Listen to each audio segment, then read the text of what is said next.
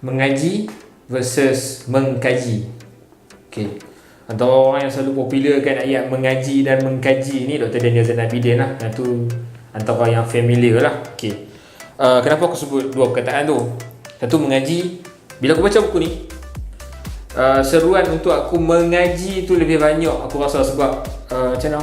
Aku ingat balik, kalau aku nak tadabbur Quran ataupun aku nak faham maksud Quran, aku nak faham kenapa Allah Ta'ala turun ayat tu, aku kena mengaji ayat tu ulang-ulang kali, baru pelan-pelan aku akan sedar, ada perkataan ni, ada perkataan ni, ada benda ni. Contoh, sebelum aku baca buku ni aku kurang maklum, ataupun aku cakap terang, aku tak tahu kata ada cerita dekat dalam Quran tentang lelaki yang dimatikan 100 tahun.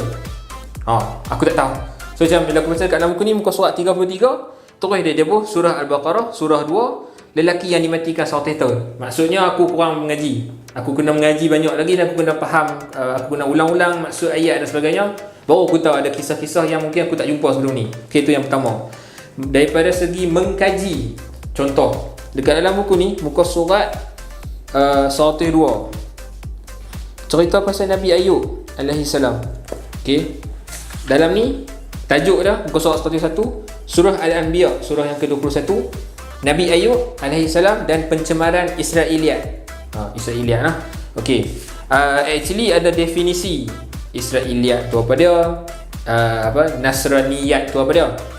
Kalau ikut Imam Al-Zahabi, muka surat 101, dia quote, dia kata Al-Israiliyat bermaksud data-data yang dipetik oleh ulama tafsir daripada pendeta Yahudi yang telah memeluk agama Islam.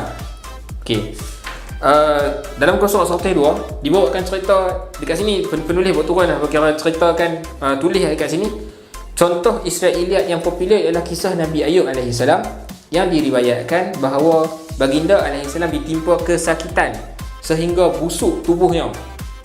Boleh kata penulis memang tak setuju dengan benda ni, dan towards the end dia kata kisah-kisah sedemikian sebab ada kisah yang kata Nabi Ayub ni sampai dibiarkan terlantar di tempat buangan sampah Bani Israel.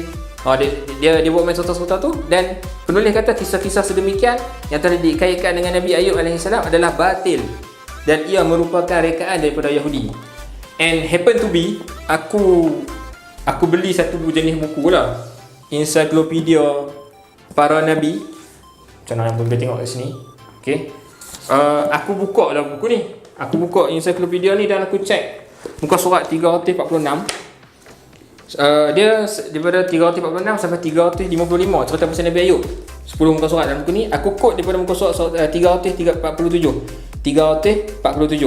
Dia cakap Ibnu Asakir menceritakan bahawa semua itu adalah milik Ayub. Itu pasal reta-reta dia. Dia kata dia mempunyai anak dan anggota keluarga yang sangat ramai. Lalu semua kekayaan itu diambil darinya, lalu fizikalnya diuji dengan berbagai jenis penyakit sehingga tidak ada satu pun anggota tubuhnya yang sihat kecuali hati dan lidahnya. Ada benda ni. Dan kemudian ada pernah seterusnya, dia kata Ayub menderita sakit sebegitu dalam waktu yang cukup lama hingga dia dikucilkan dan diusir dari kampungnya serta diusir keluar dari kampung di tempat pembuangan sampah.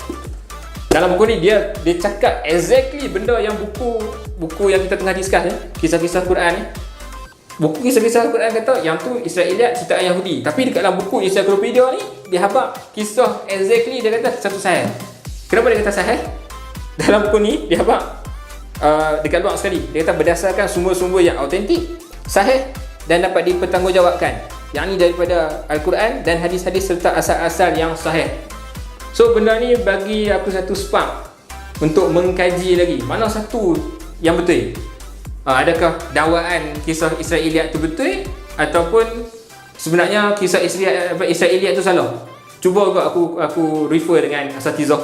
Aku tanya, ada seorang ustaz beritahu aku, dia kata setakat yang dia maklum, memang kisah Nabi Ayub dia sampai ke pembuangan sampah, tempat pembuangan sampah tu, kisah tu lah yang dibawa. Cuma dia kata dia akan cuba refer lagi, dia akan cuba rujuk lagi dan dia akan maklumkan kat aku kemudian. Aku cerita panjang lebar pasal Nabi Ayub ni dan cross reference ni sebab nak ajak untuk mengkaji lebih lagi. Sebab kisah Nabi Ayub ni penting dan kita kena decide, kita nak terima ke riwayat Israiliyat tu ataupun kita tak terima riwayat Israiliyat tu. This is fun actually, this is fun. Tapi jangan go abroad lah. Yang tu aku akan explain nanti insya-Allah.